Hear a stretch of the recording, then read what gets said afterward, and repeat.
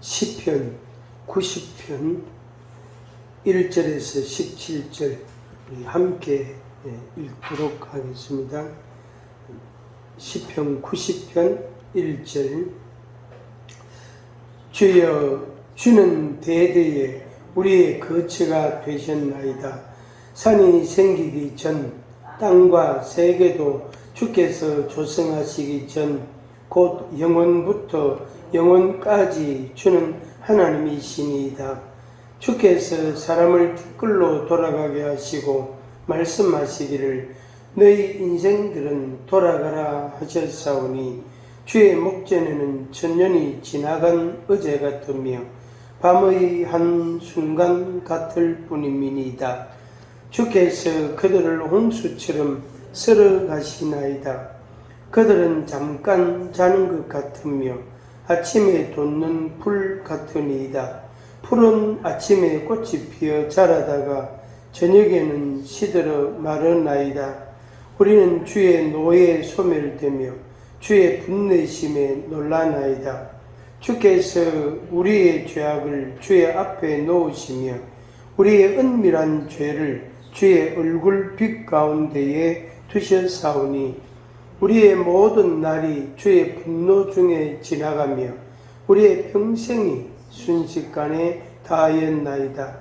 우리의 연수가 70이요 강건하면 80이라도 그 연수의 자랑은 수고와 슬픔뿐이요 신속히 가니 우리가 날아가나이다. 누가 주의 노여움의 능력을 알며 누가 주의 진노의 두려움을 알리까? 우리에게 우리날 계수함을 가르치사 지혜로운 마음을 얻게 하소서. 여호와여 돌아오소서. 언제까지니까 주의 종들을 불쌍히 여기소서. 아침에 주의 인자하심이 우리를 만족하게 하사 우리를 일생 동안 즐겁고 기쁘게 하소서. 우리를 괴롭게 하신 날수대로와 우리가 화를 당한 연수대로 우리를 기쁘게 하소서. 주께서 행하신 일을 주의 종들에게 나타내시며 주의 영광을 그들의 자손에게 나타내소서.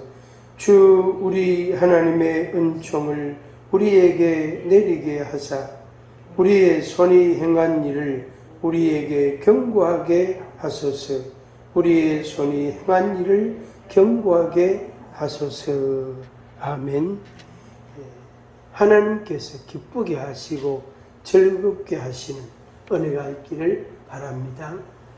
우리가 열심히 노력하고 지혜롭게 하고 슬기롭게 하고 또 자기의 지식이나 기술을 가지고 열심히 살면은 상당히 성공할 수 있습니다.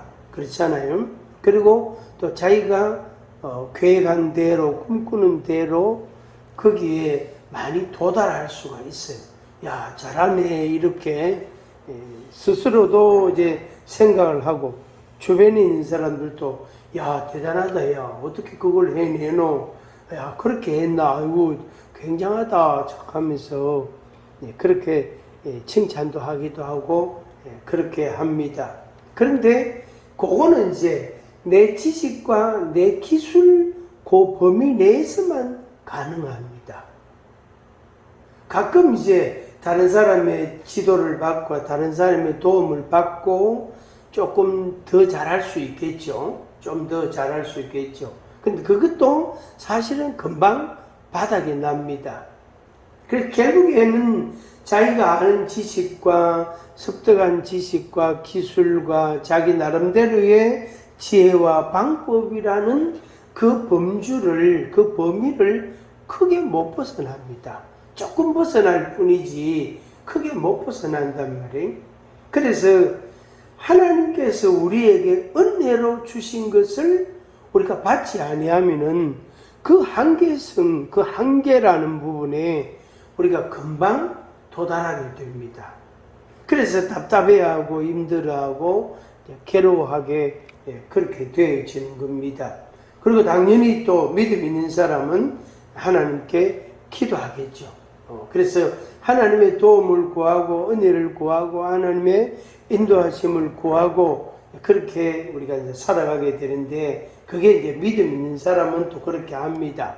그런데 기본적으로 하나님이 우리를 즐겁게 하고 기쁘게 하시는 그 부분, 그거는 이제 한계가 없단 말이에요. 제한이라는 게 있지 않습니다. 요것만 한다, 조금만 한다, 또 오늘만 한다, 내일만 한다라는 그런 그 제한, 한계, 또 더 이상의 은혜가 없는 그런 하나님이 아니시고, 하나님도 그렇게 하시지도 않습니다. 그래서 제한이 없다. 그래서 무제한적인, 무조건적인, 혹은 하나님의 그 사랑의 무한성, 무한한 사랑의 근거에서 우리에게 은혜를 베풀고 우리를 도와주시고 우리에게 복을 주신단 말이에요. 그래서 그걸 한마디로 말해서 우리를 즐겁게 하시고 기쁘게 하신다, 이렇게 표현을 할 수가 있는 겁니다. 그래서 여러분들의 인생이 정말로 하나님께로부터 기쁘고 즐겁고 기쁜 날들이 많아지기를 축복합니다. 우리 날 계수함을 주사 그랬어요. 우리 날. 그러니까 인생이 70년 같으면 70년, 100세 같으면 100세. 우리 날 계수함을 주사. 그래서 우리의 인생이라는 걸 10년 단위로 이렇게 계산을 해보면은 10년, 20년, 30년, 50년, 70년, 100년, 100살, 이렇게 우리 날 계수함을 주사. 그 날수만큼 우리가 겪는 게, 우리가 겪게 되는 그 양면이 있단 말이에요. 그래서 수고와 슬픔이 많은 사람이 있고, 수고와 슬픔이 많은 사람이 있고, 또 어떤 사람은 기쁘고 즐겁고 감사하고 노래 부르고 또 여행 다니고 춤추고 그런 걸 즐기고 하는 그런 게 또 좀 더 많은 사람이 있고, 어떤 사람은 기쁘고 즐겁고 이게 많은 사람이 있고, 어떤 사람은 슬프고 괴롭고 원망스럽고 불평이 되고 막 이런 게 많은 사람이 있단 말이에요. 그래서 이제 인생이라는 시간을 놓고 봤을 때에 그렇게 우리가 정리를 할 수 있고, 또 어떤 사건은 기쁘고 어떤 사건은 괴롭고, 어떤 것은 뭐가 이렇게 술술 잘 되는 것 같고 어떤 것은 도무지 콱 맥힌 것 같고 이럴 때가 있단 말이에요. 그래서 좀 시원시원 잘 될 때에는 그저 즐겁고 기쁘고 마음이 여유가 있고 마음의 행복감이 있고 그렇단 말이에요. 그런데 그렇지 않은 것은 막 그냥 얼굴에 이 주름살이 생기고 막 인상을 쓰고 막 입이 툭 튀어나오고 막 불평이 나오고 불만스러워하고 막 그런 현상들이 많이 나타나게 됩니다. 그래서 사사건건을 놓고 봐도 그렇고, 또 인생이라는 전체를 놓고 봐도 이런 것이 있을 때가 있고 저런 것이 있을 때가 있단 말이에요. 그런데 이 120년간 살은, 120년간 살은 모세가 고백한 내용이 시편 90편입니다. 그 시편 90편은 모세가 기록한 거예요. 모세가. 근데 모세가 신앙적인 고백을 한 그 시편이단 말이에요. 그런데 이 시편 90편 1절부터 이제 17절까지, 또 91편, 2편, 이렇게 3편 이렇게 조금 더 보면은, 전체를 놓고 보면은, 그러니까 10편, 90편부터 몇 편을 놓고 보면 이 모세의 고백이 그 어떤 고백인가 하는 게 나옵니다. 기쁘고 즐거운 게 많았던가, 아니면은 수고스럽고 괴롭고 고통스럽고 힘들고 아프고 막 그냥 그런 면이 더 많았던 인생인가 하는 걸 볼 수가 있습니다. 결론부터 말씀드리면 모세의 120년 인생은 하루도 두 다리를 쭉 뻗고 편안하게 잠자는 날이 없었어요. 모세가 120년이라는 세월을 살았지만 그 이제 120년 살다가 하나님이 그 영혼을 데리고 가셨단 말이에요. 그러니까 영혼이 떠나고 나니까 몸은 썩잖아요. 그 모세의 그 시신, 그걸 하나님이 싹 감춰붙단 말이에요. 흔적도 없이 싹 없애붙단 말이에요. 어떻게 하셨는지 성경에 기록도 없어요. 그 역사적인 이런 그런 그 기록들도 없습니다. 모세의 시신을 이스라엘 백성들이 볼 수 없도록, 이렇게 그 경험할 수 없도록 하나님이 감춰뒀어요. 만약에 그 당시에 모세의 시신을 이스라엘 백성들의 수중에 들어갔으면 아마 북한의 김일성이나 김정일이처럼 만들었을 가능성이 많습니다. 거기에다가 방부제를 넣어갖고 약품 처리해가지고 그 시신이 어떻게 부패하지 않도록 그렇게 조치를 취하고 어떤 관 속에 넣어가지고 사람들이 그걸 볼 수 있도록 할 수 있는 그런 기술이나 그런 능력이 그 당시에 충분히 있었거든요. 충분히 있었다. 아니면은 모세의 무덤 이래가지고 피라미드처럼 말이에요. 잘 만들어가지고 그래서 그 모세의 무덤으로 역사 이래로 계속 보존하는 그런 기술도 그 당시에는 있었단 말이에요.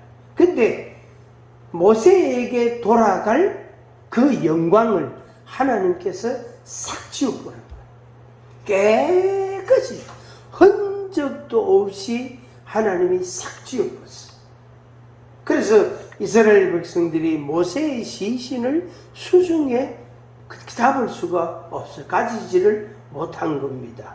근데 그때 120세의 모세가 죽을 때에, 임종할 때에 눈이 흐리지 아니했고 120세를 살았는데도 눈이 초롱초롱하고 기력이 쇠하지 아니했고 그렇게 건강했단 말이에요. 그런데 하나님이 어떻게 영혼을 데리고 가버렸고, 영혼을 데리고 가버리니까 몸은, 영혼이 떠나고 나면 몸은 썩거든요. 육체는 썩는단 말이에요. 이 몸은 썩는단 말이에요. 그래서 모세의 영혼을 하나님이 데리고 가보니까 모세의 시신이 썩는단 말이에요. 그때 그 120세의 그 120년을 사는 모세가 뭐라고 고백했냐면은 10절에, 10편 90편 10절에 우리의 연수가 70이요 강건하면 80이라도 연수의 자랑은 수고와 슬픔뿐이요 신속히 가니 우리가 날아가나이다. 요걸 세 가지로 정리할 수 있는데, 하나는 70년 산다. 인생 70년 산다. 덤으로 10년 더 산다.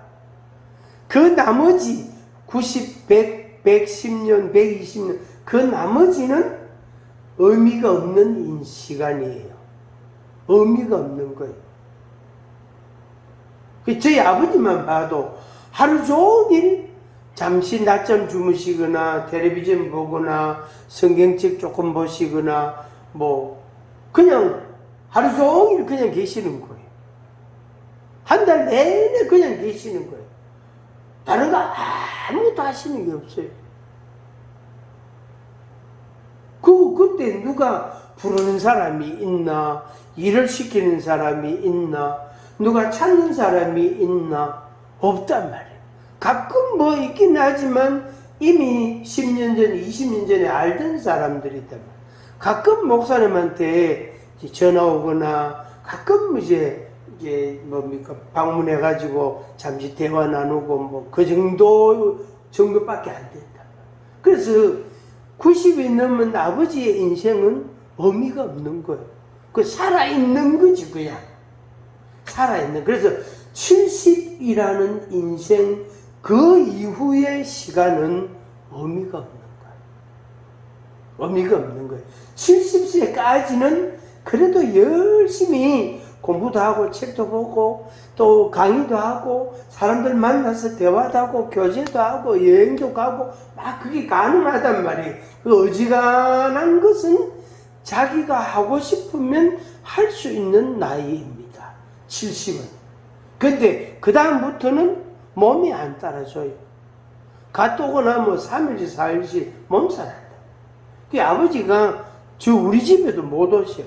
기껏 이제 교회 가서 그 한 150m 되는 교회 가서 새벽 기도 하시고 예배 드리러 한 번씩 가시고 그거 외에는 안 그러면 가끔 이제 버스 타고 안 그러면 택시 타고 병원에 뭐 한 달에 한 번이나 두 달에 한 번 가시는 그 정도. 그 이상은 없어요. 그 이상은 어디 다니시는 게 일절 없습니다. 갔다 오면 그만 몸살 안 돼. 입술 부르키고 입안이 혓바닥에 그 좁쌀 같은 게 막 생기고 그게 이제 몸이 피곤하면은 그게 나타나거든. 이 혀에 좁쌀 같은 게 몇 개 생기고 입술 부르키고 그만 밥맛도 없고 막 그런단 말이야. 기운이 쫙 빠진단 말이야. 그래서 70까지는 산다. 그러니까 우리가 70까지는 우리가 열심히 살아야 돼. 열심히 공부하고 열심히 일하고 하여튼 열심히 살아야 돼. 최선을 다해서 70까지는 살아야 돼. 그거다가 이제 10년 덤으로 사는 거. 그거는 덤으로 사는 거. 그 이유는 살아있다는 것 정도밖에 안 되고 다른 의미가 없다. 그래서 모세가 고백한 대로 연수의 자랑은 수고와 슬픔뿐이다. 120년을 살은 모세가 수고와 슬픔이 가득한 인생. 진짜 모세의 인생은 태어날 때부터 딱 태어났는데 남자아이는 죽임을 당하는 그런 아주 긴박한 상황, 그런 시절에 이 모세가 출생을 했단 말이에요. 태어났단 말이에요. 그래서 그 어머니가 지혜롭게 해가지고 자기 아들을 보호를 해서 그렇지. 그것도 이제 겨우 젖될 때까지. 겨우. 안 그러면 그 이전 시간. 그러니까 그저 한 1년, 2년까지는 엄마가 좀 젖을 먹이고 양육을 하고 돌봤지만은 더 이상 감출 수가 없는 거예요. 그래서 그 모세라는 아이를 갈대 상자를 만들어가 강물에다 띄었단 말이에요. 이거 누구 손에 들어가든지 애 잘 키워주면 좋겠다 하는 그런 바람을 갖고, 그리고 그 누이가 이 상자를 누가 가져가는 거 지켜보려고 갈대 숲 사이에서 그래 관찰을 하고 있었다. 그런 상황에 모세가 태어났어. 그러니까 그 상자 속에 누워있는 그 어린 영아 이 모세가 얼마나 두려움과 공포심이 있었겠어요. 우리는 생각할 때 그 아이가 뭐 알겠나 싶지만은 엄마 손을 떠나는 그 아이의, 그 영아의 그 정서적인 불안은 극도로 최고도로 달하게 됩니다. 마침 이제 바로 왕의 공주의 손에 들어갔어요. 그래서 바로 왕궁에 들어갔단 말이에요. 공주 집에 갔단 말이에요. 그래서 공주가 시녀들하고 힘을 합쳐가지고 이 영아를, 이 남자애를 잘 양육을 했어요. 잘 양육을 하고 글도 가르치고 문화도 가르치고 역사도 가르치고 그렇게 했어요. 그런 세월이 40년간. 그래서 40세 될 때에 어느 날 모세가 사람들 속으로 들어가 봤단 말이에요. 들어가 보니까 사람들이 싸우고 있는 거예요. 보니까 애굽 사람하고 모세 자기 혈통, 자기 사람, 이 히브리 민족하고 둘이 싸우고 있는 거예요. 그러니까 이 애굽 사람을 쳐 죽여버렸어요. 그러니까 모래에다 묻어버렸어요. 그게 그 다음날 다시 나와보니까 그게 발각이 되는 거예요. 사람들 속에 이미 다 알려져 버리게 된 겁니다. 그러니까 모세에게는 수고와 슬픔뿐이다. 그래서 이제 결국에 모세가 그 애국을 떠나서 저 먼 정말로 사람이 아무도 안 사는 광야로 모세가 도망을 갑니다. 거기 우물 곁에 앉았다가 어떤 양치기 소녀들, 여성들을 만나게 되고, 그리고 그 사람들 따라 그 집에 가가 그 집 사이가 됐단 말이에요. 모세의 인생이 그래 돼. 그래가 이제 그 장인의 양치기가 된 거예요, 모세가.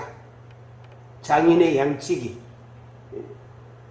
그렇게 이제 모세가 인생을 그래 시작합니다.